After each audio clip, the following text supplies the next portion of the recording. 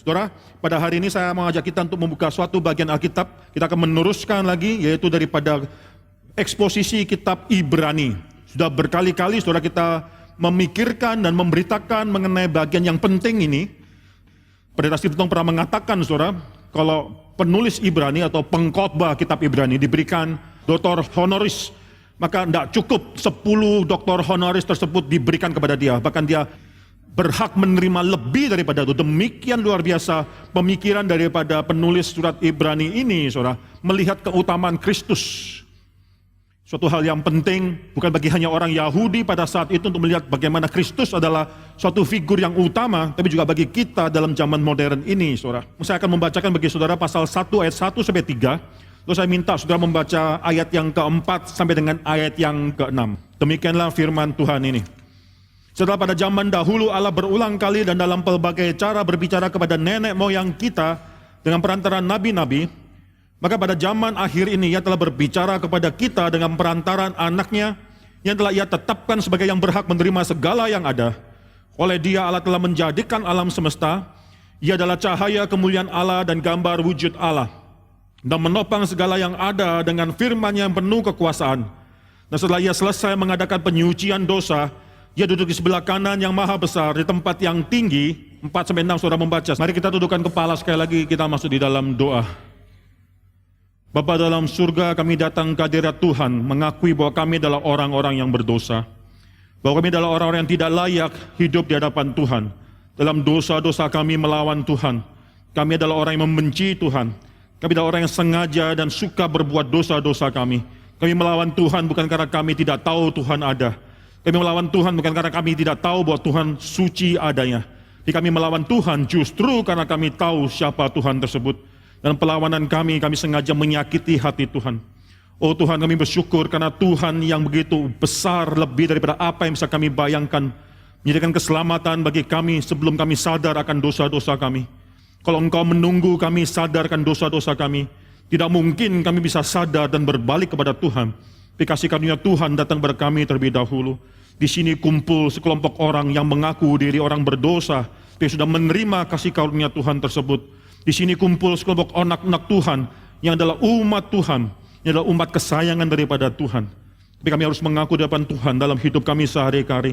Kami sering masih tetap berbuat dosa. Hal-hal yang baik, yang benar, yang kudus, yang mulia, yang kami tahu seharusnya kami lakukan, belum kami lakukan. Gagal kami lakukan. Tapi hal-hal yang kami tahu jahat di mata Tuhan, itulah yang sering kami lakukan ya Tuhan. Kami menyakiti satu orang dengan yang lainnya. Kami menyakiti suami dan istri satu dengan yang lain. Orang tua dan anak saling menyakiti ya Tuhan. Satu saudara dengan saudara yang lain. Saling membenci, saling menghina. Saling mengatakan kata-kata yang menyakitkan satu dengan yang lainnya. Kami mencuri kemuliaan Tuhan dalam keluarga kami.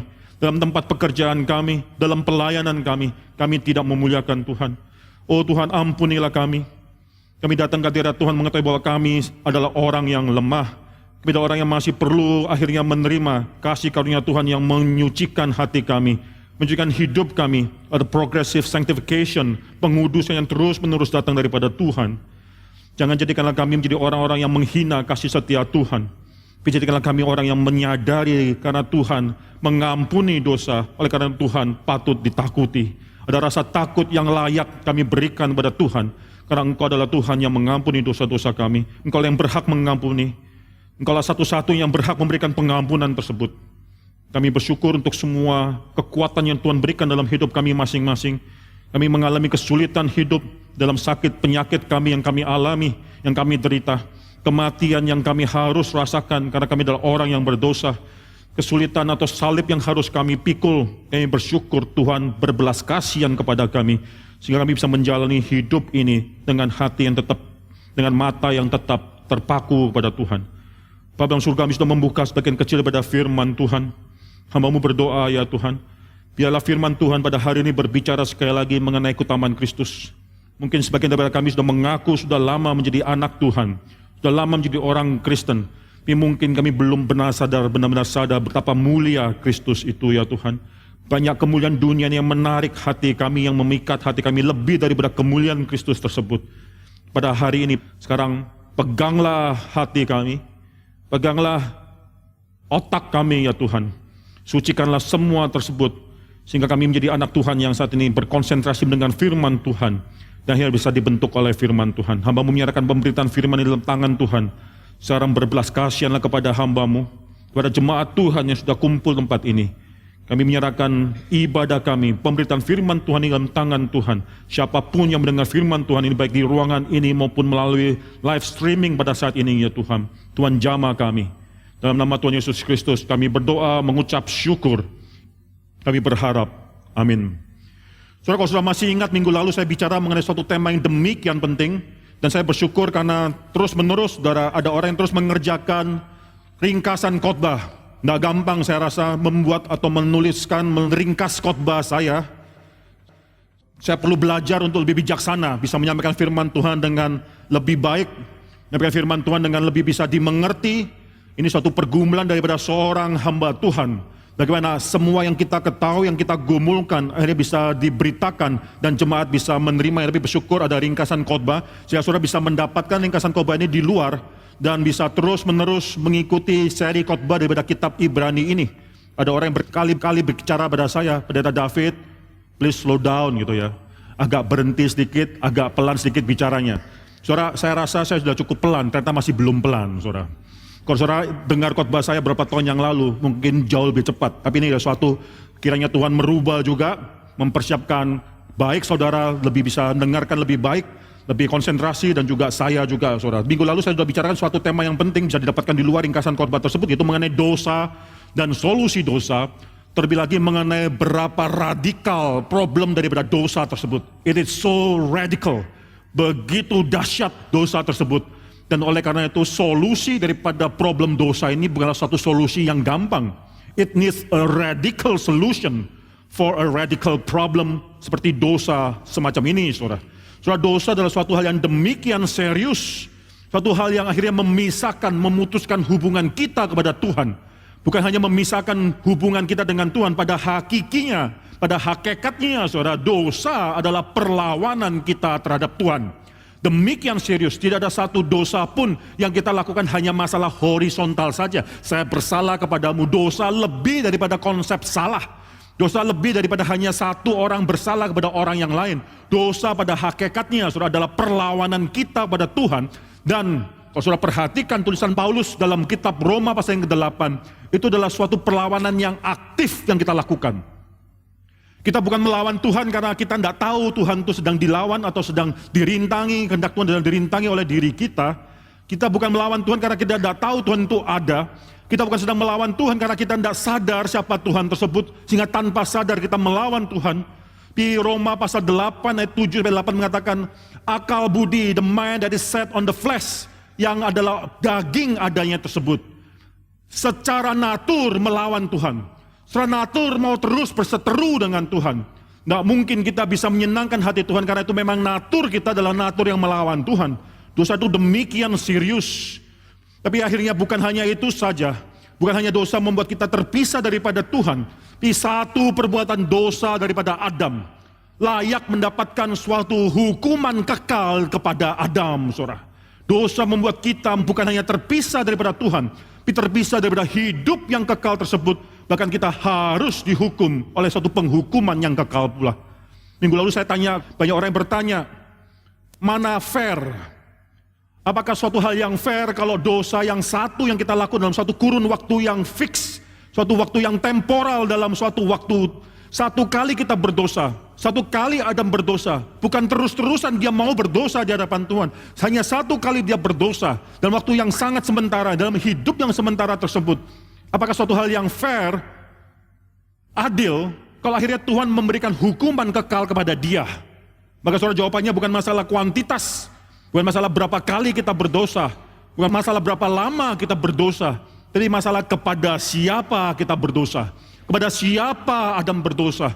Adam yang adalah ciptaan berdosa kepada Allah yang pencipta. Adam yang sementara berdosa kepada Allah yang kekal. Adam yang sementara yang diciptakan tersebut berdosa pada penciptanya yang kekal tersebut. Oleh karena itu hukuman daripada dosa sepantasnya adalah suatu hal yang kekal, suatu hal yang tidak terbatas. Karena dia berdosa kepada Tuhan yang tidak terbatas. Tapi bukan hanya itu saja, pertanyaan lebih penting adalah apa dasarnya semua hal dalam dunia ini bisa dipakai untuk menggantikan dosa kita? Apa reasoningnya, logikanya, hal-hal yang sementara dalam dunia ini bisa menggantikan dosa kita kepada Tuhan yang kekal tersebut? Tidak ada satupun dalam ciptaan ini yang bisa menggantikan dosa kita terhadap Allah yang tidak terbatas, yang pencipta itu. Oleh karena itu sekali lagi saudara, Ibrani pasal 10 ayat 11 mengatakan bahwa semua imam-imam tersebut, mereka adalah orang-orang yang harus berdiri senantiasa. Kata berdiri setiap kali, setiap hari itu tidak tercatat dalam Alkitab versi terjemahan dalam bahasa Indonesia. They stand daily. Setiap hari mereka berdiri, tidak bisa duduk di dalam bait Allah. Tidak ada kursi. Dalam bait Allah tidak mungkin imam besar, imam-imam itu duduk. Karena mereka tidak pernah bisa berhenti-hentinya mengadakan penyucian dosa. Tapi di sana saudara, Ibrani pasal 10 ayat 11, mereka melakukan setiap hari pengorbanan, korban bakaran mereka serahkan, yang sama terus mereka berikan. Tapi korban bakaran tersebut dicatat tidak bisa mengampuni dosa manusia, karena memang tidak ada satu pun dalam dunia ini yang bisa memberikan pengampunan bagi kita ketika kita sudah bersalah kepada Tuhan yang kekal tersebut. Maka Ibrani menuliskan kepada kita, khususnya juga pada orang-orang pada zaman dahulu, mereka adalah orang-orang Yahudi yang menjadi orang Kristen. Mengapa penting di dalam segala aniaya yang akan mereka hadapi, itu akhirnya terus berpegang pada Kristus. Ibrani pasal 1 melukiskan imam besar tersebut adalah imam besar yang bukan manusia, bukan dari dunia ini. Imam besar tersebut adalah imam besar yang demikian besar. Dialah pencipta langit dan bumi. Dialah yang akhirnya akan mewarisi seluruh langit dan bumi. Dialah juga yang akan menopang, dia sedang menopang seluruh langit dan bumi. Bahkan dia adalah Allah itu sendiri, cahaya kemuliaan Allah, gambar wujud Allah itu sendiri. Dialah yang menjadi imam besar kita. Dan bukan hanya itu saja, dialah yang mengadakan penyucian dosa. Dia yang menyerahkan dirinya untuk menjadi korban bagi Anda dan saya. Oleh karena itu apa yang dia lakukan, Allah menyerahkan diri kepada kita. Maka karena itu apa yang dia lakukan final. Oleh karena itu dia duduk, lain daripada imam besar lain yang harus terus berdiri, karena tidak bisa selesai terus menerus mengadakan penyucian dosa. Imam besar ini yaitu Yesus Kristus sekarang duduk di sebelah kanan yang maha besar. Dia berhenti melakukan tugas penyucian dosa tersebut, saudara. Maka di sini saudara, kita bersyukur atas apa dan siapa Kristus ini, saudara. Saudara, hari ini kita akan memikirkan mengenai kalimat selanjutnya di sini. Masuk dalam suatu babak atau suatu bagian yang baru, saudara, menjelaskan betapa besarnya oknum yang telah mengadakan penyucian dosa-dosa ini. Bahkan sampai selesai, sampai tuntas siapakah oknum ini. Maka ayat 4 mengatakan di sini dia adalah jauh lebih tinggi. Saudara, kata jauh lebih tinggi ini bukan bicara mengenai posisi duduknya dia, saudara. Dalam bahasa Indonesia dikatakan di sana ia duduk di sebelah kanan yang maha besar, ayat yang ketiga, di tempat yang tinggi. Lalu jauh lebih tinggi, ini bukan bicara mengenai posisi dia yang duduk tempat yang tinggi, jauh lebih tinggi kedudukannya dari dia daripada kedudukan daripada semua malaikat-malaikat yang lain. Dalam bahasa Inggrisnya, dalam bahasa aslinya lebih tepat dikatakan bukan much higher, tapi much more superior. Begitu lebih utama secara kualitas. Bukan masalah posisi, siapa lebih tinggi posisi tempat duduknya singgasananya, bukan. Tapi dia adalah seorang oknum yang secara kualitas keberadaannya dia, kualitas pribadinya lebih tinggi daripada semua malaikat-malaikat, saudara. Much superior, more superior daripada all the angels. Sama seperti nama yang dikaruniakan kepadanya, more excellent, jauh lebih indah daripada nama daripada semua malaikat-malaikat tersebut. Siapapun nama malaikat tersebut, Michelangelo atau Gabriel, atau siapapun nama daripada malaikat tersebut, tidak ada nama yang lebih tinggi daripada nama yang Bapa berikan kepada anak. Saudara, nama menjadi satu yang demikian penting. Saudara, di dalam Romeo and Juliet, karya daripada Shakespeare, Juliet bertanya, Juliet dan Romeo daripada dua keluarga yang saling berperangan satu dengan yang lainnya. Pilih dua orang yang saling mengasihi satu dengan yang lain. Bagaimana mungkin, karena nama belakang mereka membawa nama keluarga mereka yang terus bertentangan satu dengan yang lainnya. Lalu Juliet berkata kepada Romeo, "What is a name?" Apa artinya nama tersebut? Nama bunga mawar, a rose, by another name is still a rose.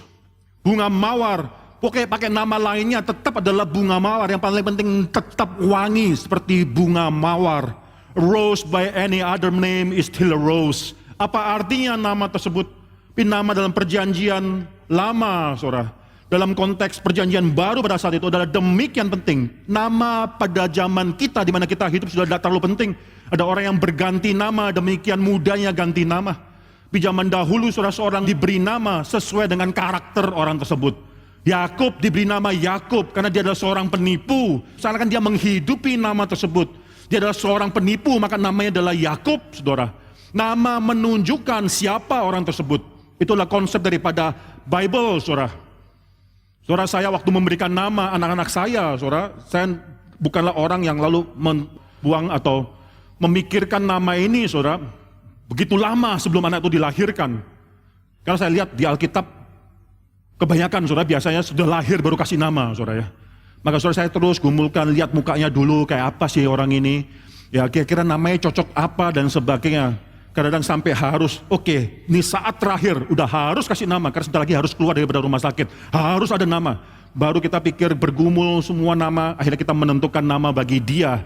Nama yang diberikan menunjukkan sikap hati saya pada saat itu, atau menerima anak tersebut daripada Tuhan, dan menunjukkan harapan saya kepada anak tersebut ketika dia hidup di hadapan Tuhan. Semua anak saya memiliki arti nama yang demikian indah, yang diambil daripada Alkitab, saudara. Itu nama-nama yang menunjukkan bagaimana Tuhan akan bekerja dalam hidup mereka. Saudara, nama dalam Alkitab itu demikian penting karena itu menggambarkan sifat atau karakter daripada orang tersebut. Sekarang nggak terlalu penting, orang dengan gampangnya bisa ganti nama, bahkan pakai nickname dan lain sebagainya.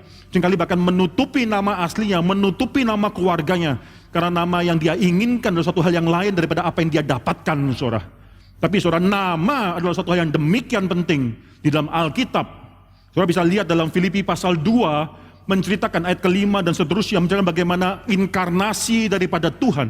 Dia yang adalah Tuhan, yang setara dengan Tuhan, tidak menganggap kesetaraannya sebagai suatu hal yang harus dipertahankan. Tapi telah merendahkan dirinya, mengosongkan dirinya sedemikian rupa, sehingga dia mengambil rupa manusia.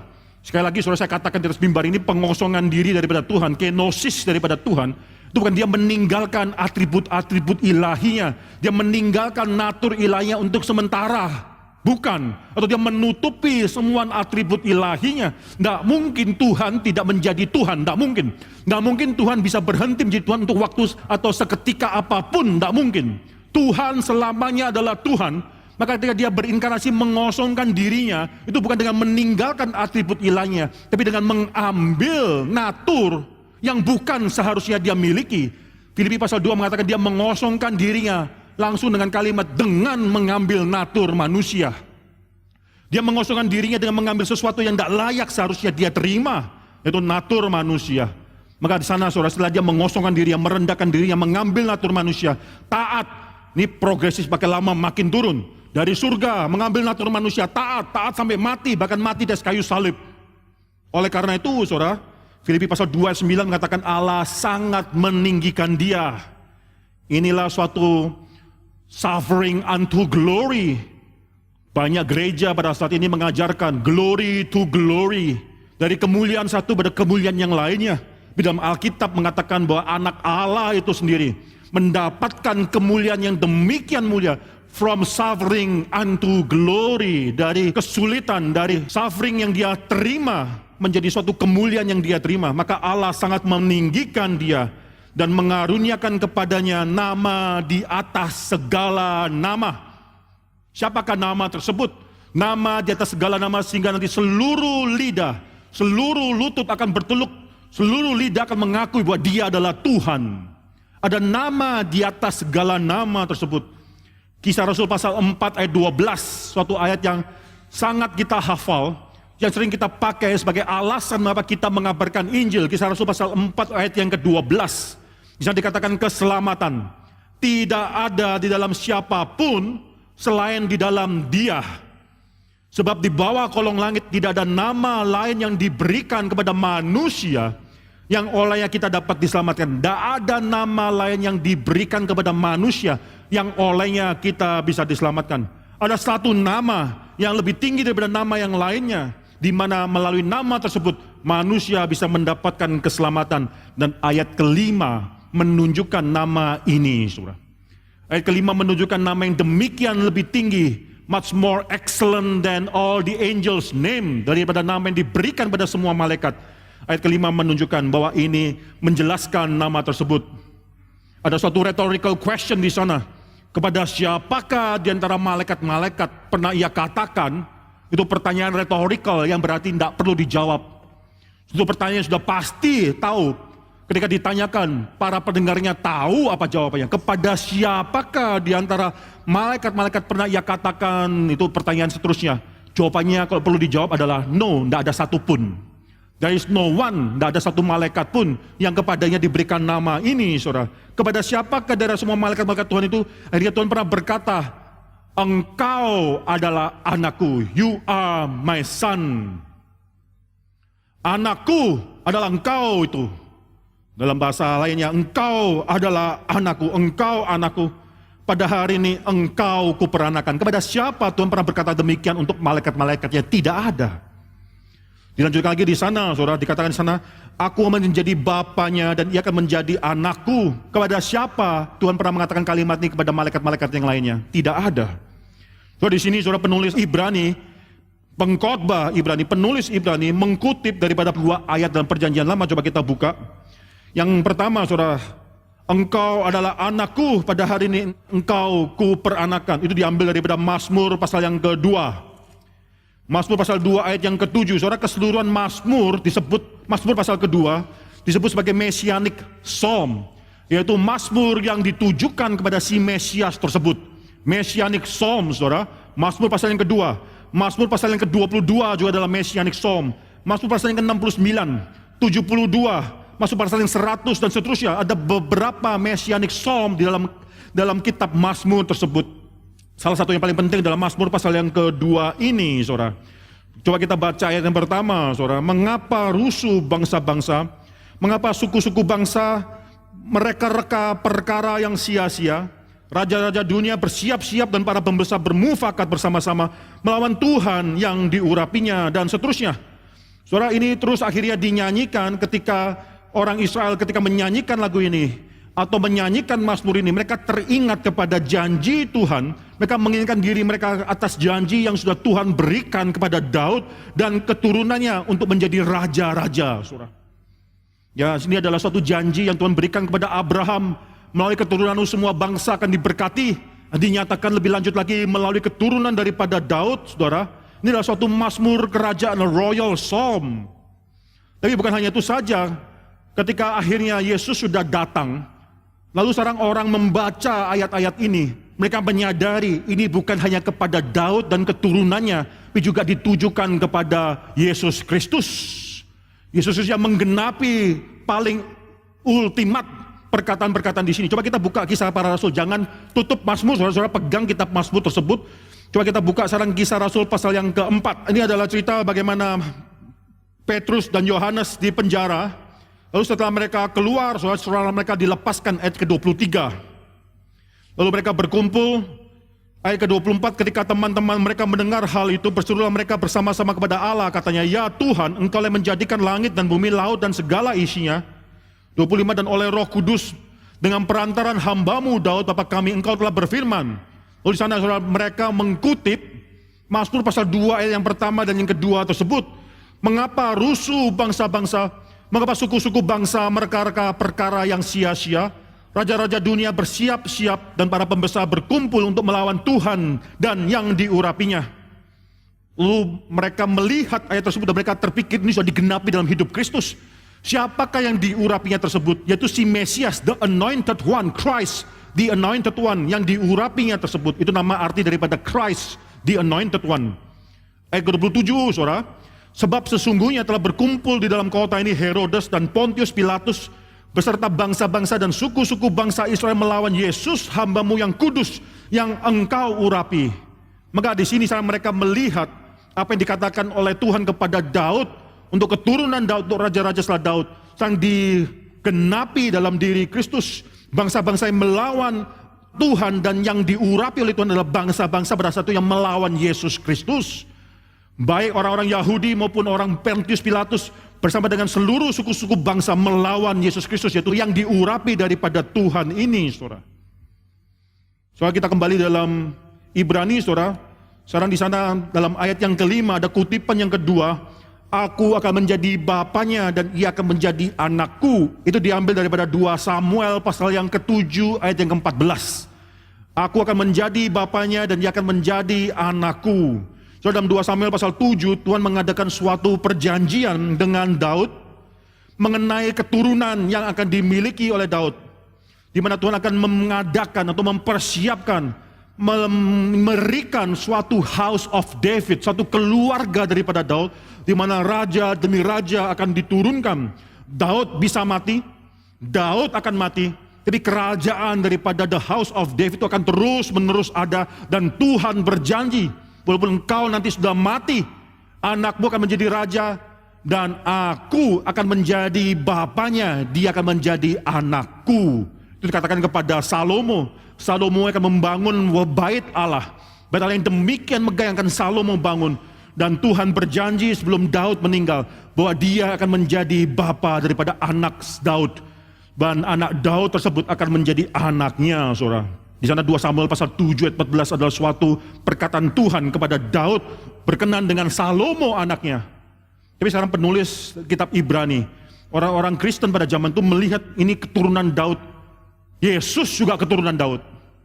Maka kalau saudara perhatikan dalam ayat sebelumnya, Yesus juga menjabat jabatan raja. Yesus juga adalah raja keturunan Daud. Oleh karena itu apa yang dijanjikan kepada Daud berkenan dengan anaknya sekarang diambil dan diterapkan pada Kristus. Ternyata memang pada Daud Tuhan berjanji. Tapi sebenarnya Tuhan sudah mengatakan suatu hal yang lebih daripada keturunan Daud secara daging, saudara. Itu kepada keturunan Daud yang akan menjadi darinya lahirlah Mesias tersebut. Saudara, tidak ada satupun keturunan Daud yang secara tubuh manusia yang bisa menjadi berkat bagi seluruh bangsa di permukaan bumi ini. Itu teks somebody, perlu ada seorang yang lebih daripada sekedar manusia untuk bisa menjadi berkat bagi seluruh bangsa. Maka daripada itu mereka melihat inilah sang Mesias tersebut.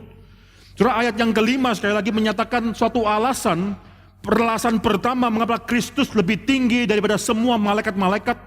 Dalam minggu-minggu depan kita akan melihat ada 7 alasan mengapa di sini penulis Ibrani sekarang membandingkan Kristus dengan malaikat-malaikat, bagaimana Kristus lebih tinggi daripada semua malaikat-malaikat tersebut.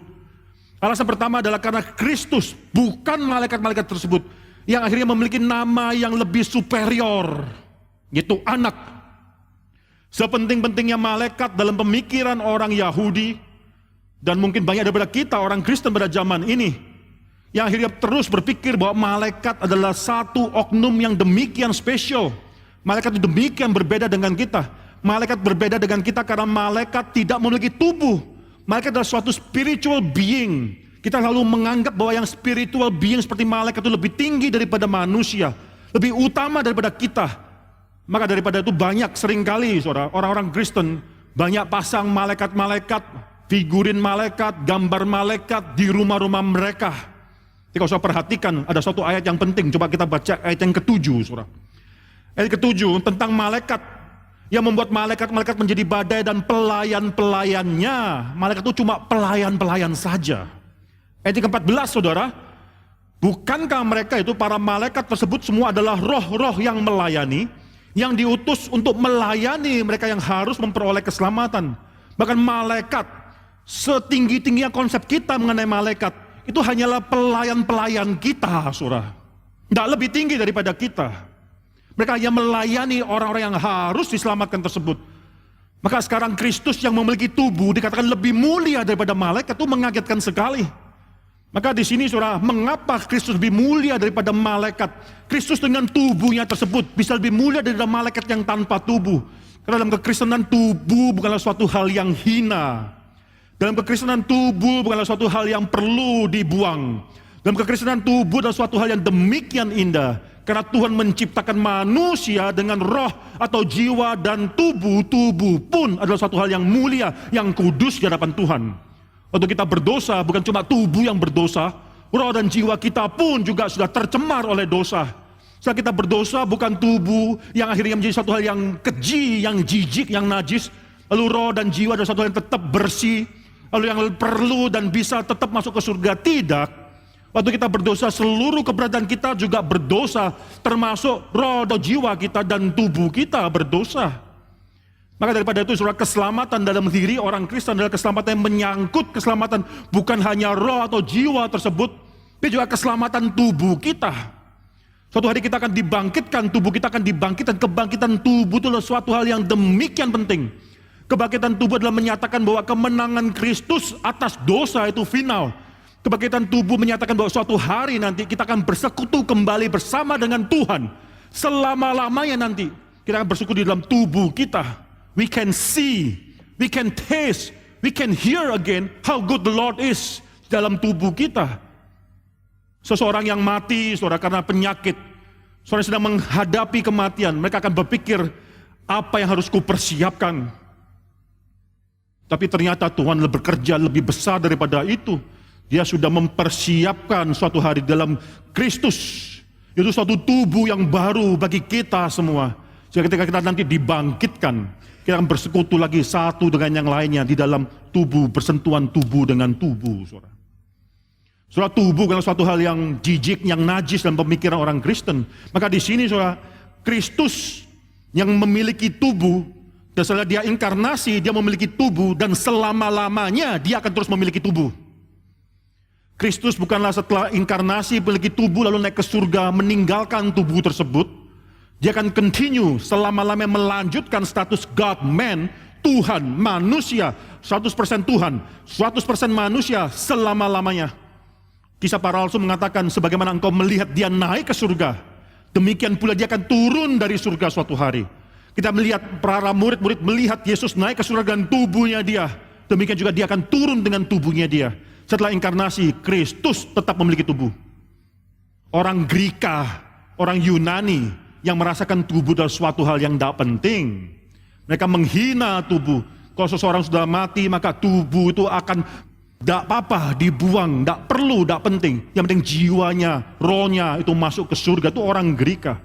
Di sini saudara, Kristus lebih tinggi daripada malaikat-malaikat. Sepenting-pentingnya malaikat. Mereka adalah spiritual being, tidak punya tubuh. Tapi Kristus dengan tubuhnya tetap lebih penting daripada semua malaikat-malaikat tersebut. So dalam pemikiran orang Ibrani, seorang malaikat itu demikian penting. Jadi perantara di mana firman Tuhan itu diturunkan kepada umat Tuhan. Coba kita baca Ibrani pasal yang kedua.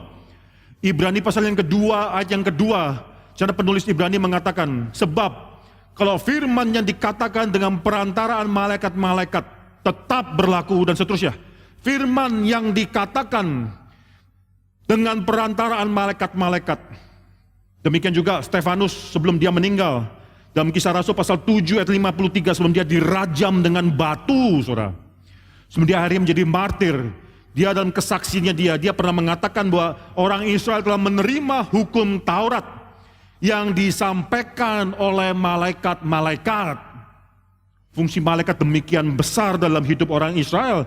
Mereka adalah pengantara hukum Taurat dari Tuhan kepada manusia. Firman Tuhan disampaikan, dikatakan dengan perantaraan malaikat-malaikat. Bukan hanya itu saja, saudara, kalau saudara baca Galatia pasal 3 ayat 19. Di sana Paulus juga mengatakan kalimat yang sama, saudara, Galatia pasal 3 ayat 19. Kalau demikian, apakah maksudnya hukum Taurat yang ditambahkan, hukum Taurat ditambahkan oleh karena pelanggaran, sampai datang keturunan yang dimaksudkan oleh janji itu, dan ia, hukum Taurat disampaikan dengan perantaraan malaikat-malaikat ke dalam tangan seorang pengantara. Ini Paulus juga mengatakan demikian, hukum Taurat diberikan, disampaikan dengan perantaraan malaikat-malaikat. Pertanyaan saya, saudara, dari manakah konsep ini? Apakah Paulus, Stefanus, penulis Ibrani, itu hanya meneruskan tradisi yang ada pada zaman itu di antara orang-orang Israel bahwa malaikat adalah perantara daripada pemberian firman Tuhan kepada umat Israel. Dari manakah? Apakah ada dalam perjanjian lama? Apakah ada di dalam Alkitab perjanjian lama dicantumkan bagaimana Tuhan menurunkan firman Tuhan melalui perantaran malaikat-malaikat? Jarang kita pernah melihat hal ini, saudara. Bukankah 10 hukum Taurat itu diberikan langsung kepada Musa, di mana peran malaikat? Dari manakah konsep ini? Apakah mereka hanya menghidupi yaitu tradisi yang ada tanpa ada dasar Alkitab di dalamnya? Ini sangat penting sekali, saudara. Kita bukan orang yang hanya menghidupi tradisi itu penting. Firman Tuhan jauh lebih penting. Maka di sini, saudara, di manakah di dalam perjanjian lama dikatakan bahwa firman Tuhan diturunkan melalui perantaran daripada malaikat-malaikat, hukum Taurat khususnya? Ternyata ada, saudara. Perjanjian Lama juga menuliskan hal ini. Coba kita buka Ulangan pasal yang ke-33. Ulangan pasal yang ke-33, kita akan membaca ayat yang kedua, saudara. Berkatalah ia, yaitu Musa, Tuhan datang dari Sinai dan terbit kepada mereka dari Seir. Ia tampak bersinar daripada pegunungan Paran dan datang dari tengah-tengah puluhan ribu orang yang kudus. Dan seterusnya, saudara. Di sini dikatakan Tuhan turun dari Sinai. Lalu dia datang dari tengah-tengah, bukan kepada tengah-tengah puluhan ribu orang-orang Israel yang dianggap di sini orang kudus, tapi dari tengah-tengah puluhan ribu, tens of thousands. Nah, dalam bahasa Indonesia agak sulit menerjemahkan kalimat selanjutnya, atau dalam bahasa Indonesia tens of thousands of his holy ones. Bukan orang-orang kudusnya, his holy ones. Kata ones di sana nggak dijelaskan siapa, itu kalimat substantif. Yang tidak tahu siapa yang dimaksudkan bukan manusia, belum tentu harus manusia. Tens of thousands of his holy ones, yaitu puluhan ribu mereka yang kudus miliknya. Mereka di sini agak ambigu siapa, saudara. Jadi di sini katakan di tengah-tengah daripada puluhan ribu mereka yang kudus miliknya. Maka tradisi juga mengatakan, ini interpretasi mengatakan bahwa Tuhan waktu datang memberikan hukum Taurat tersebut, dia juga sebelum dia datang itu puluhan ribu daripada malaikat-malaikat yang kudusnya sudah hadir. Di tengah-tengah mereka Tuhan datang dan memberikan hukum Taurat tersebut kepada Musa. Maka disinilah konsep bahwa Tuhan menurunkan hukum Taurat dengan para malaikat sebagai saksi perantara yang melihat, yang juga memberikan, yang bersama-sama dengan Tuhan memberikan hukum Taurat tersebut kepada Musa, pada perantara yang singgul itu Musa tersebut, saudara. Maka di sini, saudara, penting sekali kita harus melihat bagaimana Kristus itu lebih mulia daripada semua malaikat-malaikat ini. Sepenting-pentingnya malaikat tersebut, tidak lebih penting daripada nama yang sudah diberikan kepada Yesus Kristus, yaitu anak. Itu suatu yang luar biasa. Tidak ada satupun dari semua malaikat yang dimana Tuhan panggil engkau adalah anakku. Tidak ada, hanya Yesus Kristus. Maka di sini, saudara, nama tersebut memiliki berapa arti. Yang pertama, saudara, kata anak berarti sedang menunjukkan natur. Kata anak berarti sudah menegaskan bahwa Kristus memiliki natur yang sama dengan Allah, yang identik dengan Allah. Anak kucing itu pasti kucing. Anak kucing tidak mungkin jadi kambing, saudara. Natur berbeda. Anak Allah, yaitu berarti naturnya adalah Allah itu sendiri. Ini bicara mengenai natur, saudara. Setinggi-tingginya dan sepenting-pentingnya malaikat, mereka adalah suatu penciptaan yang demikian berbeda dengan Allah itu sendiri. Ada ontological differences, perbedaan ontologi antara Allah pencipta dengan malaikat yang diciptakan, natur berbeda.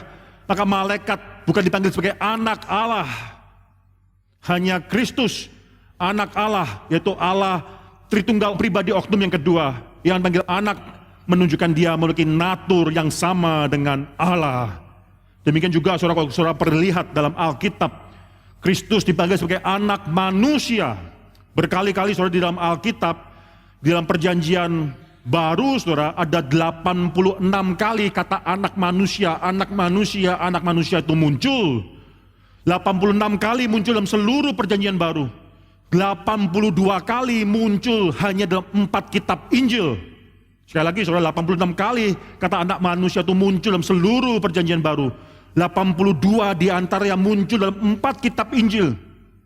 79 kali diantara 82 kali kata anak manusia yang muncul dalam 4 Injil dikatakan oleh Yesus itu sendiri bahwa dia adalah anak manusia, anak manusia, anak manusia. Saudara, ini suatu kalimat yang lebih besar, saudara, daripada hanya sekedar saya adalah anak seorang manusia. Tapi di sana tersirat arti bahwa dia memiliki natur manusia tersebut, saudara. Ya, son of, berarti identification of nature. Naturnya adalah natur sebagaimana dia adalah seorang anak Allah, naturnya adalah Allah. Sebagaimana dia adalah anak manusia, naturnya juga adalah seorang manusia. Kristus adalah 100% Allah, 100% manusia. Itu ortodoks iman orang Kristen, iman yang ortodoks. So demikian juga dengan kita. Kita dipanggil sebagai anak-anak Allah. Bukan karena kita lahir daripada Allah, daripada esensi atau natur daripada Allah. Bukan itu, saudara. Kita juga bukan pribadi yang dilahirkan atau degenerate daripada Allah Bapa, sebagaimana Kristus yang adalah eternal generation, pribadi yang degenerate dari kekekalan daripada Allah, saudara, Allah Bapa. Kita adalah anak-anak by adoption, diadopsikan. Karena kita percaya pada Kristus, maka kita dipanggil oleh Roh Kudus. Roh Kudus di dalam diri kita menjadikan kita adalah anak-anak Allah, adopsi, saudara. Kita diadopsi menjadi anak-anak Allah. Maka di sini saudara, orang Kristen yang dipanggil sebagai anak-anak Allah seharusnya juga menceritakan natur daripada Allah itu sendiri. Memang demikian, karena kita waktu menjadi anak Allah, natur kita dirubahkan. Hati yang daripada batu tersebut, saya sudah katakan minggu lalu, saudara, Yeskiel pasal 36 ayat 26. Hati yang daripada batu tersebut dirubahkan menjadi hati yang daripada daging. A heart of stone, jadi heart of flesh. Yang lembut, yang lunak. Dirubahkan natur kita. Sedemikian rupa, kalau saudara masih ingat minggu lalu kita bicara mengenai konsumasi. Ketika Kristus sudah datang kedua kalinya, maka ada konsumasi. Maka pada satu natur kita dirubahkan sedemikian rupa sehingga kita tidak lagi bisa berdosa. Kalau pakai istilah daripada Augustine, non posse peccare, tidak bisa berdosa lagi. Natur kita akan dirubahkan sedemikian rupa sehingga kita mirip seperti Tuhan. Tuhan, natur Tuhan menjadikan dia tidak mungkin bisa berdosa. So, ada pertanyaan yang konyol yang sering ditanyakan oleh orang-orang. Kalau Tuhan demikian maha kuasanya, bisakah Tuhan melenyapkan dirinya sendiri? Kalau Tuhan demikian maha kuasanya, bisakah dia lalu menjadikan dirinya sendiri tidak ada atau menghilang atau hilang daripada eksistensinya? Kalau Tuhan adalah demikian maha kuasa, bisakah dia membentuk lingkaran daripada bujur sangkar? Can he make a circle from a square? Can he make square into a circle? Bisakah Tuhan melakukan hal yang demikian? Kalau Tuhan yang demikian maha kuasa, bisakah dia melakukan sesuatu, apapun hal tersebut? Apapun. Saudara, ini bukan Tuhan yang maha kuasa. Tuhan maha kuasa sesuai dengan naturnya. Alkitab mengatakan, apapun yang Tuhan lakukan sesuai dengan naturnya. Dia bukanlah manusia sehingga dia harus berbohong. Itu kata daripada Alkitab. Tuhan bukanlah seorang yang seperti kita sehingga dia akhirnya melakukan sesuatu dengan natur dosanya kita. Tuhan tidak mungkin bisa berbohong. Banyak hal yang Tuhan tidak bisa lakukan, itu melanggar kesucian dirinya. Tuhan tidak bisa akhirnya melakukan sesuatu yang melanggar naturnya. Dia kalau adalah Tuhan yang harus ada dari kekal sampai kekekalan, itu definisi daripada Tuhan. Maka tidak mungkin dia menghendaki ketidakadaan dirinya sendiri, tidak mungkin, saudara. Tuhan adalah sedemikian banyak sekali yang tidak bisa dia lakukan, termasuk melanggar kesetiaannya dia, melanggar perkataannya dia sendiri. Maka di sini saudara, titik terakhir daripada konsumasi kita akan menjadi seperti Tuhan. Natur kita sebagai anak-anak Allah dirubahkan sedemikian rupa, sehingga kita tidak lagi bisa berdosa. Tapi seringkali dalam hidup kita sekarang, saudara, kita tidak menggambarkan diri kita sebagai anak-anak Tuhan. Kita sering bergumul dengan dosa. Kita tahu apa yang baik yang harus dilakukan. Kita tahu Tuhan sudah mati bagi kita, tapi perkataan yang keluar dari mulut bibir kita menyakiti bahkan saudara kita. Kita tidak seperti anak-anak Tuhan, kita tidak menggambarkan diri kita memiliki natur yang sudah diselamatkan tersebut, saudara.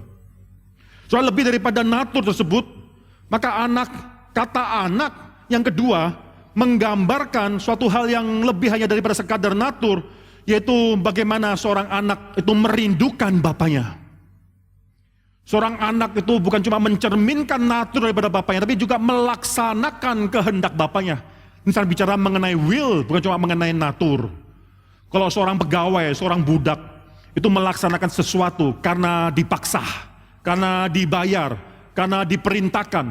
Seorang anak di dalam rumah, saudara, tidak perlu diperintahkan untuk melakukan sesuatu, dia akan melakukan kehendak daripada bapaknya.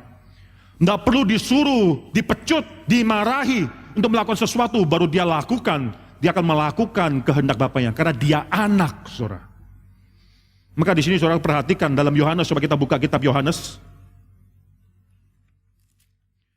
Kitab Yohanes pasal yang ke-6, ayat ke-38, saudara. Ada suatu perkataan yang demikian penting daripada Yesus Kristus. Sebab aku telah turun dari surga bukan untuk melakukan kehendakku. Seorang anak bukan melakukan kehendak dirinya sendiri. Seorang anak adalah melakukan kehendak daripada bapaknya. Sebab aku telah turun dari surga bukan untuk melakukan kehendakku, tetapi untuk melakukan kehendak Dia, Bapa yang telah mengutus aku.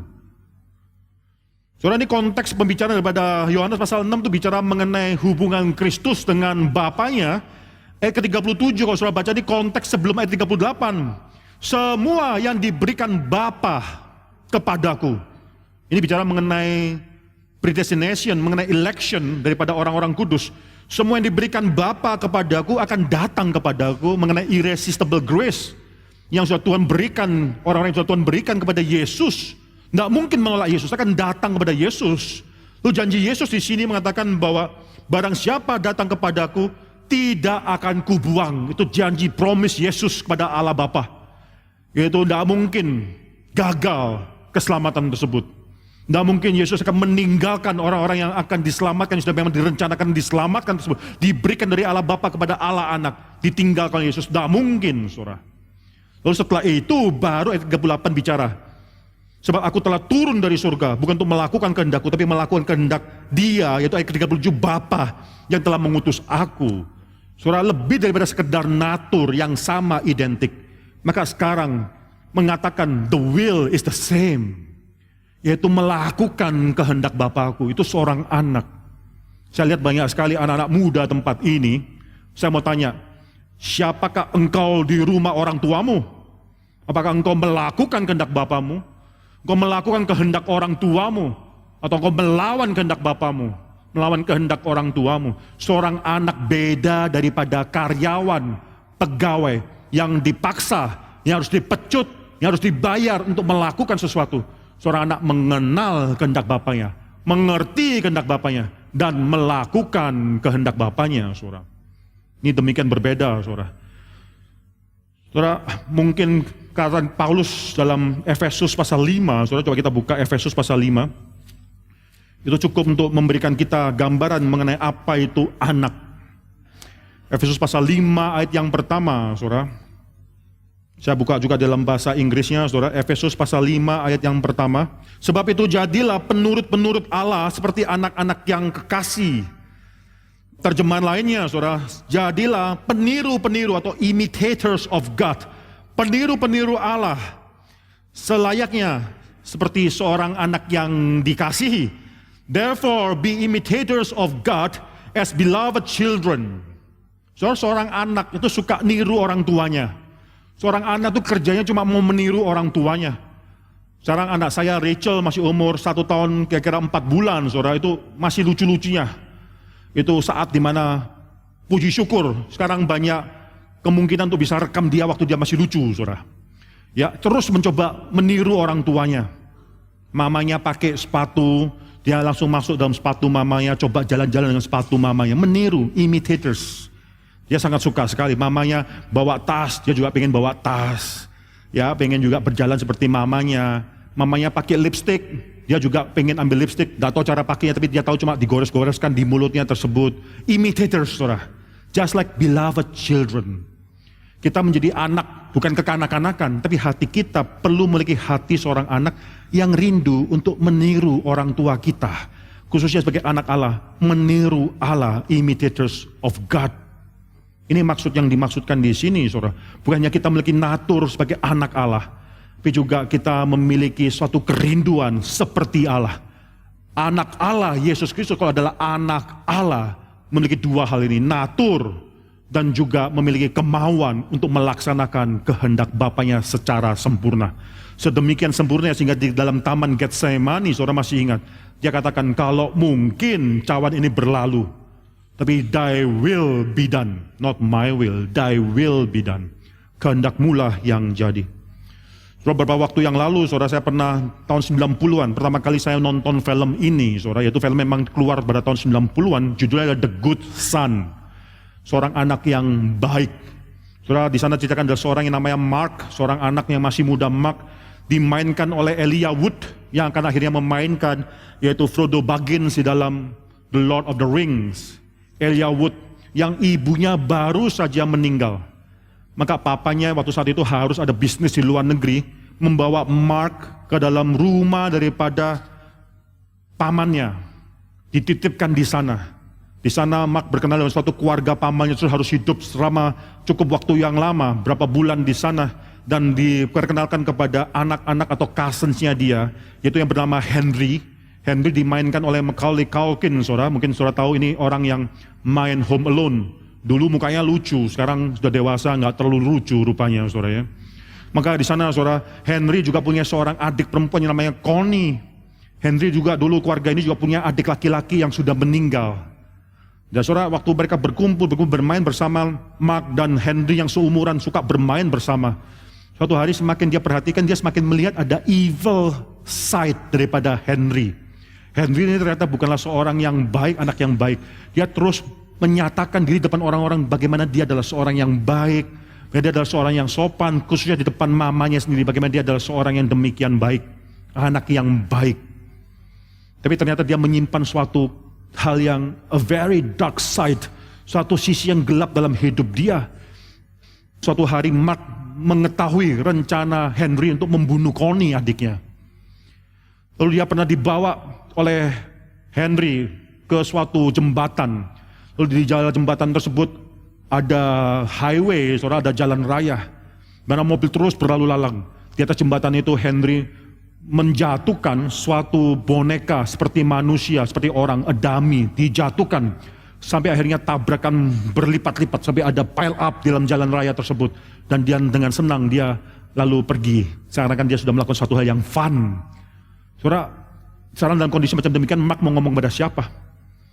Itu ibunya, ibu daripada Henry, bukan ibunya dia. Nah mungkin dia mempercayai Mark.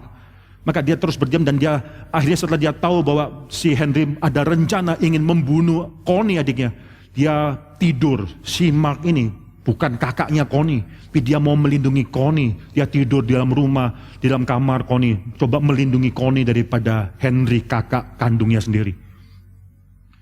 Soal pendek cerita, saudara, suatu hari ibunya mencurigai mengenai Henry dan lalu berpikir, lalu menanyakan, ada something wrong dengan Henry. Dia tanya, dulu waktu adiknya meninggal tersebut, apakah Henry ada andil dalam kematian daripada si adiknya tersebut? Lalu Henry waktu itu mengaku bahwa dia yang membunuh adiknya tersebut. Mamanya demikian kaget, shock. Memang katakan, ini adalah anakku, I have to help you, aku harus membantumu. Lalu Henry lari, tidak mau dibantu, dia pergi. Selain dia tahu ada orang lain yang tahu mengenai masa lalu, dia pernah membunuh adiknya sendiri.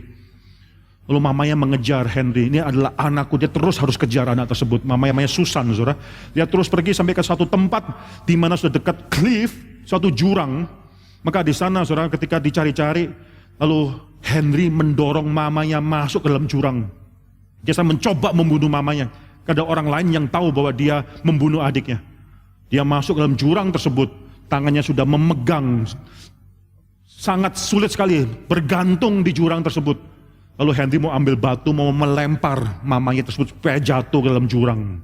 Pada saat itu Mark langsung intervensi, berkelahi dengan Henry. Mamanya terus mencoba untuk naik daripada jurang tersebut. Mereka terus berkali dua, bergulung-gulung. Akhirnya pas waktu satu mereka jatuh ke dalam jurang itu, mereka akhirnya tangan pas ditangkap oleh mamanya. Satu anak di tangan kiri, satu anak di tangan kanan. Mamanya pegang kedua anak tersebut. Henry memegang tangan mamanya dengan dua tangannya berpegang pada mamanya. Si Mark cuma pegang satu tangannya and sleeping. Saudara, mulai makin lama makin jatuh. Tak kuat dia menahan berat tubuhnya sendiri. So pada saat itu si Henry tersenyum kepada mamanya, panggil, Mom, I love you, Mom. Mencoba menenangkan mamanya. Karena dia tahu bahwa mamanya harus sekarang pilih salah satu di antara kedua anak tersebut. Siapa yang harus dipilih? Mamanya tidak bisa pegang dua-duanya, satu harus dikorbankan. Dia pilih, katakan, Mom, I'm your son, I love you, Mom. Si Mark ketakutan karena dia tahu dia bukan anaknya. Dia tahu si Henry adalah anaknya. Mamanya adalah mama daripada si Henry tersebut. Dia cuma hanya bisa melihat dengan pasrah. Dan tangan terus makin lama makin slip, makin lama makin hampir terlepas daripada genggaman Susan. Maka di sana, saudara, pada satu Susan harus memilih satu di antara dua anak tersebut. Yang dia lakukan akhirnya dia melepaskan anaknya sendiri. Dia buang anaknya. Si Henry tersebut lalu dia tangkap dengan dua tangan, dia tangkap Mark. Suatu kisah yang sangat langsung masuk dalam otak saya, saudara. Itu pengorbanan yang demikian luar biasa. Karena satu hal, sebenarnya yang adalah anak, bukan anak kandungnya tersebut, tapi adalah si Mark ini yang sesuai dengan natur yang dia harapkan, kejujuran, kebaikannya dia, the good son, itu bukan anaknya sendiri, tapi keponakannya, saudara. So, kalau kita mengatakan bahwa kita adalah anak Allah, saudara, apa yang kita lakukan dalam hidup kita ini? Kalau kita mengatakan bahwa kita adalah anak-anak Allah, natur apa yang sudah kita tunjukkan bahwa kita adalah anak Allah? Maka di sini, saudara, ketika dikatakan di sini nama diberikan itu anak Allah, maka saudara tahu he is more than just a son. Dia adalah Allah, anak Allah yang benar-benar dengan 100% menggenapi kehendak daripada Bapanya secara penuh. Dia menggenapi melakukannya. Oleh karena itu dia berhak mendapatkan title anak Allah tersebut. Saudara, hal yang kedua yang saya bicarakan yang sulit pada hari ini adalah kata today, saudara. Ya, hari ini kau kuperanakan. Coba kita buka Ibrani lagi. Ibrani pasal yang pertama yang kelima. Anakku engkau adalah anakku. Engkau kuperanakan pada hari ini. Apa maksudnya? Dia, Yesus Kristus, diperanakan pada hari ini. What kind of today it is? Apa maksudnya? Hari macam apakah hari itu? Orang-orang yang melawan kekristenan mengatakan bahwa itu menunjukkan bahwa Kristus memiliki awal. Dia adalah anak Allah. Kalau dia memiliki natur Allah sekalipun, naturnya adalah natur yang diciptakan. Naturnya natur yang ada pada suatu waktu tertentu. Naturnya bukanlah natur yang ada selama-lamanya. Dia adalah anak Allah pada saat tertentu dijadikan anak Allah. Today, baru hari itu, sebelumnya enggak. Saudara, kita tidak bisa menerima hal ini. Saudara, kalau kita perhatikan, one thing is clear, sangat jelas sekali, bahwa Tuhan Yesus adalah anak Allah yang kekal. Tuhan Yesus adalah anak Allah yang kekal, bukan menjadi anak pada saat dia berinkarnasi dan lalu memenang melawan dosa, dibangkitkan baru menjadi anak Allah. Semua hal yang berkenan dengan Yesus menunjukkan keilahian yang kekal. Kita sudah baca spend berapa minggu untuk bicara mengenai hal ini, saudara. Dia bukan hanya di mana semua dijadikan, olehnya semua dunia dijadikan dan diberikan kepada dia. Dia bukan hanya cuma menopang segala sesuatu, bahkan lebih daripada itu, dia adalah cahaya kemuliaan Allah. Bukannya merefleksikan kemuliaan Allah, tapi yang memancarkan kemuliaan Allah tersebut. Karena dia adalah Allah itu sendiri, dia memancarkan kemuliaan Allah tersebut. Lebih daripada itu, dia adalah the exact imprint, gambar wujud Allah, atau the exact imprint, cetakan yang sesungguhnya exact daripada natur Allah itu sendiri. Itulah Kristus. Kalau Allah Bapa ada daripada kekal sampai kekal, lalu Allah Anak ada hanya daripada suatu saat baru dijadikan anak Allah, baru deklarasikan bahwa dia adalah anak Allah, maka dia tidak mungkin exact imprint.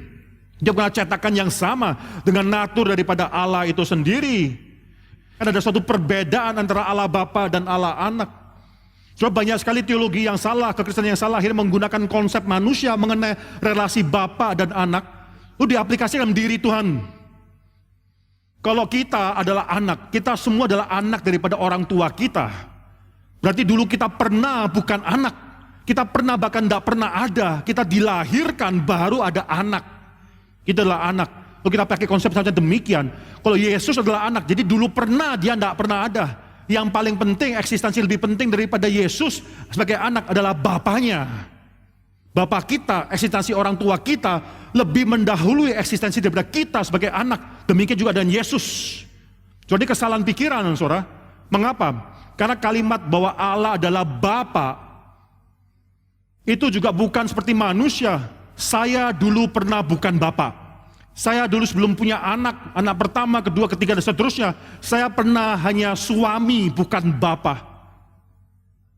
Saya pernah bukan seorang Bapa. Dalam waktu ketika anak saya dilahirkan, baru saya menjadi Bapa. Tapi Allah Bapa bukan demikian. Dia adalah Bapa daripada kekekalan sampai kekekalan. Dia adalah Bapa yang kekal dari kekekalan, karena dia adalah relasinya dengan anak yang juga kekal dari kekekalan sampai kekekalan. Maka di sini Allah Anak adalah oknum kedua yang keluar, atau dalam bahasa Greka ya monogenes, yaitu yang dikeluarkan, atau eternal generation, degenerate. oleh Allah pribadi, Allah Bapa ini dari kekekalan. Tidak pernah ada suatu waktu di mana baru mulai, tidak, dari kekekalan. Dia sudah di-generate daripada pribadi Allah Bapa ini, saudara. Maka di sini saudara J.I. Packer pernah mengatakan suatu kalimat yang penting. Relationship, hubungan antara the Son to the Father, antara Allah Anak dengan Allah Bapa, itu bukan waktu di dunia baru dimulai, atau bukan setelah inkarnasi dan dibangkitkan baru dimulai. Ini adalah suatu, bukan a new relationship, tapi adalah suatu hal yang sudah ada daripada kekekalan, but from eternity, an eternal relationship, yaitu Allah Bapa dan Allah Anak ini, saudara. Apa maksudnya today, kata hari ini? Maka di sini saudara kita bersyukur prinsip daripada orang Reform mengatakan bahwa Alkitab yang menjelaskan Alkitab, bagian Alkitab yang tidak bisa kita mengerti, yang sulit kita mengerti, dijelaskan oleh bagian Alkitab yang lainnya. The highest authority for the interpretation of the scripture, otoritas yang tertinggi dalam membantu kita mengerti Alkitab adalah Alkitab itu sendiri. Scripture interprets itself. Alkitab memberikan interpretasi terhadap dirinya sendiri. Orang Roma Katolik mengatakan the highest authority of interpretation adalah Paus. Paus adalah the infallible interpreter of the scripture. Itu kita tolak, saudara. Alkitab is the infallible interpreter of the scripture. Sebagian orang Kristen mengatakan mereka memiliki mimpi. Mereka mengatakan bahwa mereka memiliki nubuat-nubuat, nabi-nabi. Manusia masih bisa menginterpretasikan Alkitab. Itu bagi sebagian orang daripada orang Kristen, denominasi tertentu. Kalau demikian berarti Alkitab tidak pernah final. Alkitab tidak pernah mendapatkan posisi yang tertinggi dalam kita mengerti Alkitab. Manusia ada orang atau oknum-oknum lainnya yang memberikan interpretasi terhadap Alkitab. Tapi orang Reform demikian berbeda. Scriptures interprets itself. Alkitab memberikan interpretasi terhadap dirinya sendiri. Nah di sini saudara bersyukur karena ada bagian Alkitab lain yang menjelaskan ayat ini, saudara. Coba kita baca apa yang dikatakan oleh Paulus dalam Kisah Rasul pasal yang ke-13. Kisah Rasul pasal ke-13, khotbah daripada Paulus. Ya, coba kita buka dari ayat yang ke-32. Kisah Rasul pasal 13 ayat yang ke-32 dan ke-33. Dan kami sekarang, sekali lagi Kisah Rasul pasal 13, 32, 33, dan kami sekarang memberitakan kabar kesukaan kepada kamu, yaitu bahwa janji yang diberikan kepada nenek moyang kita telah digenapi Allah kepada kita, keturunan mereka, dengan membangkitkan Yesus, seperti ada yang tertulis dalam Mazmur kedua, anakku engkau. Nah ini sekarang Paulus mengkutip juga, yaitu Mazmur pasal 2 ayat ke-7 tersebut. Anakku engkau, aku telah memperanakan engkau pada hari ini. Maka di sini luar biasa sekali Paulus mengkutip ayat ini dan memberikan konteks yaitu mengenai kebangkitan Kristus. Setelah Kristus dibangkitkan, maka tertulis itu menjadi suatu hal hari di mana Mazmur pasal 2 ayat 7 itu digenapi. Sekali lagi saudara, waktu Kristus dibangkitkan, hari di sini adalah hari di mana Mazmur pasal 2 ayat 7 itu digenapi. Yaitu Kristus menjadi anak Allah, dipanggil anak Allah. Saya akan jelaskan, ini penting sekali saudara. Kristus dipanggil menjadi anak Allah pada saat Allah membangkitkan dia. Coba kita baca Roma pasal 1 sekali lagi saudara. Roma pasal 1, satu bagian ayat yang lain lagi, yang serupa dengan ini. Saya baca ayat kedua, saudara baca bersama-sama ayat ketiga dan yang keempat. Injil itu telah dijanjikannya sebelumnya dengan perantaraan nabi-nabinya dalam kitab-kitab suci. 3, 4. Secara daging, dia adalah anak keturunan daripada Daud. Dia adalah anak manusia, keturunan daripada manusia. Tapi menurut Roh Kekudusan dinyatakan melalui kebangkitannya bahwa dia adalah anak Allah yang berkuasa, yaitu Yesus Kristus Tuhan kita. Sebab penting di sini sekali lagi Paulus menuliskan kebangkitan Yesus menunjukkan dia adalah anak Allah. Bagi Paulus dalam Kisah Rasul pasal 13 yang kita sudah baca, kebangkitan Yesus adalah hari di mana penggenapan daripada Mazmur pasal 2 ayat 7. Di sini bukan berarti pada hari itu baru Yesus menjadi anak Allah, bukan. Karena sekali lagi kalau kita baca daripada ayat sebelumnya dalam Ibrani pasal yang pertama, dia adalah anak yang kekal, dia adalah memiliki kekekalan tersebut, dia bahkan adalah Allah itu sendiri. Dia sudah memiliki natur Allah itu dari kekekalan. Bahkan karena dia memiliki natur Allah tersebut, dia bisa menciptakan seluruh yang ada ini. Hari di sana adalah hari di mana Yesus atau Allah Bapa mendeklarasikan Yesus adalah anak Allah kepada dunia. Bukan Allah Bapa sedang bicara kepada Yesus bahwa hari ini engkau adalah Allah. Engkau adalah anak Allah mulai hari ini. Bukan. Tapi kepada dunia, di dalam dunia, waktu Yesus di dalam dunia ini, saudara, dalam inkarnasinya dia sudah mengatakan equal authority dengan Allah Bapa. Kepada orang Yahudi dia mengatakan dia mengklaim equalitas, persamaan dengan Allah Bapa. Sebagaimana Allah Bapa melakukan demikian, demikian juga anak melakukan demikian. Sebagaimana Allah melakukan ini, demikian Allah anak juga melakukan ini. Dia mengklaim otoritas. Bahkan dia katakan suatu kalimat yang hampir membuat dia dibunuh. Before Abram was, I am. Kata I am demikian penting. Sebelum Abram ada, aku sudah ada. Suatu menyatakan suatu hal yang kekekalan dalam hidup dia. Tapi orang-orang tidak percaya. Umat Tuhan tidak ada yang percaya. Mereka mempelajari Alkitab bahkan tidak ada yang percaya bahwa Yesus adalah anak Allah. Maka ketika Yesus dibunuh mereka merasa menang. Tapi hari di mana Yesus dibangkitkan, deklarasi Tuhan kepada semua manusia yang melawan Tuhan. Semua manusia yang melawan Yesus, inilah anakku. Itu fakta. Inilah anakku yang ku bangkitkan, sekarang dengarkanlah dia.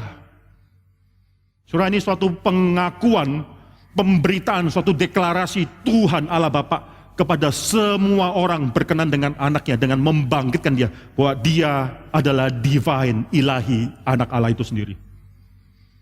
Saudara, ini maksud yang dimaksudkan oleh penulis daripada Ibrani, pada hari ini engkau ku peranakan. Engkau adalah anakku hari ini, hari di mana Yesus dibangkitkan. Engkau adalah anak, bukan kepada Yesus, merubah status Yesus, merubah diri Yesus, bukan saudara. Tapi kepada seluruh dunia yang melawan Yesus, inilah anak. Maka aku bangkitkan anakku tersebut. Saudara, luar biasa apa yang dikatakan oleh penulis Alkitab. Ini membuat akhirnya semua orang dalam semua pergumulan kita masing-masing, apapun pergumulan tersebut. Penulis Ibrani mengatakan, jangan meninggalkan Kristus. Karena dia adalah lebih daripada apa yang bisa engkau bayangkan. He is beyond your own comprehension. Jangan pernah meninggalkan Kristus. Saudara, nanti hal yang pertama, saudara, di sini Kristus lebih daripada semua malaikat because of the name yang dia miliki. Karena nama yang dia possess tersebut, yang dia pegang, yang dia miliki tersebut. Nanti ayat yang ke-6 bicara mengenai hal yang lain. He is more superior than anybody, than any angels, because he is worship, disembah. Kita tidak ada waktu bicara mengenai hal ini, saudara. Minggu depan kita akan terus bicara mengenai anak. Karena banyak sekali teologi bidat terjadi kalau salah mengerti mengenai siapa Kristus. Berhati-hati, saudara. Dalam sejarah dunia, dalam sejarah gereja, yang dikatakan bidat itu hanyalah berkenan dengan dua hal. Yaitu doktrin kita mengenai Allah dan doktrin kita mengenai Kristus. Pada orang-orang yang tidak sependapat dengan kita dalam hal Roh Kudus, dalam hal khususnya juga keselamatan, kita tidak pernah mengatakan bahwa mereka itu bidat. John Piper, kita tidak sependapat dengan John Piper dalam hal Roh Kudus. Dia terus mengatakan bahwa masih ada yang namanya speaking in tongues. John Piper juga percaya masih ada namanya bahasa-bahasa lidah tersebut. Kita sudah tidak percaya, saudara, saya pribadi tidak percaya. Tapi ada orang reform lain yang masih percaya. Berbeda teologi Roh Kudus dalam hal ini. Bisa tidak pernah mengatakan John Piper bidat. John Piper tidak pernah mengatakan orang lain yang sudah percaya Roh Kudus sudah tidak ada, maksudnya speaking in tongues sudah tidak ada, itu bidat. Tidak. Kita dengan orang Arminian, mereka tidak percaya predestinasi election berdasarkan kehendak Allah memilih. Tapi harus ada kerjasama antara manusia dengan Tuhan. Kita tidak pernah mengatakan mereka itu bidat, saudara, tidak pernah. Tapi berkenan dengan Allah Tritunggal, berkenan dengan anak, kristologi. Kesalahan gereja kalau terjadi dalam dua hal tersebut adalah bidat. Coba kita baca Yohanes, saudara. Yohanes pasal 17 ayat 3. Ini bicara mengenai suatu doa syafaat daripada Tuhan Yesus sebelum dia nanti disalibkan. Ini doa syafaat yang demikian panjang. Saudara, indah doa syafaat Yesus ini, saudara. Banyak hal yang bisa kita pelajari mengenai doa syafaat Yesus di sini, saudara. Yohanes pasal 17 ayat ketiga. Itu inilah hidup yang kekal itu. Ini Yesus berkata, inilah hidup yang kekal itu, yaitu bahwa mereka mengenal engkau satu-satunya Allah yang benar, dan mengenal Yesus Kristus yang telah engkau utus. Doktrin Allah, doktrin kristologi, itu berkaitan dengan hidup yang kekal. Saya mau kita semua tempat ini, saudara, bisa mengenal doktrin kita. Doktrin Anda, doktrin kita semua berkaitan dengan Allah dan Kristus. Haruslah doktrin yang ortodoks. Ya sudah diturunkan daripada zaman ke zaman. Maka minggu depan saudara, saya akan spend waktu lebih lanjut lagi mengenai doktrin Allah anak. Mengenai kristologi ini. Apa maksudnya anak Allah di sini? Kita mungkin akan singgung, kalau Tuhan berkenan ada waktu yang cukup. Kita akan singgung error yang terjadi dalam dunia selama ini. Di sini saudara, saya harap kita bertumbuh melalui pengenalan kita kepada Kristus. Jangan sampai kita menjadi orang Kristen lama beribadah, ke gereja demikian lama. Tapi ketika kita ditanya mengenai Kristus, siapa Kristus, mengenai dui naturnya dia, mengenai doktrin mengenai kristologi, kita akhirnya mengeluarkan perkataan yang bidat mengenai Kristus. Tanpa sadar saudara belum pernah mengenal Kristus. Ini satu hal yang harus ditekankan dalam gereja ini. Kiranya Tuhan terus memberkati eksposisi kitab Ibrani ini. Mari kita tundukkan kepala dan kita akan berdoa. Bapa dalam surga, kami bersyukur untuk semua berkat dan karunia Tuhan. Dari zaman ke zaman Tuhan terus berbicara kepada anak-anak Tuhan, memperlengkapi anak-anak Tuhan dengan firman Tuhan yang kekal, sehingga anak-anak Tuhan bisa mengenal Engkau lebih lagi, dan mengenal dengan benar mengenai siapa Engkau, dan pekerjaan yang sudah Tuhan lakukan bagi kami semua. Hamba-Mu menyerahkan diri kami dalam tangan Tuhan. Ya Tuhan terus bekerja dalam diri anak-anak Tuhan, di gereja GRI Karawaci, di GRI secara keseluruhan ya Tuhan. Kami berdoa supaya Tuhan terus tumbuhkan iman dalam hidup kami. Semakin kami mengenal Tuhan, semakin kami mengenal Kristus, semakin kami melihat kemuliaan dan kebesaran Kristus tersebut, semakin kami mengagumi Dia, semakin kami merasa kecil di hadapan Kristus. Kami serahkan, hamba menyerahkan khotbah pada hari ini dalam tangan Tuhan. Hamba-Mu sudah berhenti bicara, dalam bekerja dalam hati mereka pribadi lepas pribadi. Dalam nama Tuhan Yesus Kristus kami berdoa mengucap syukur. Amin.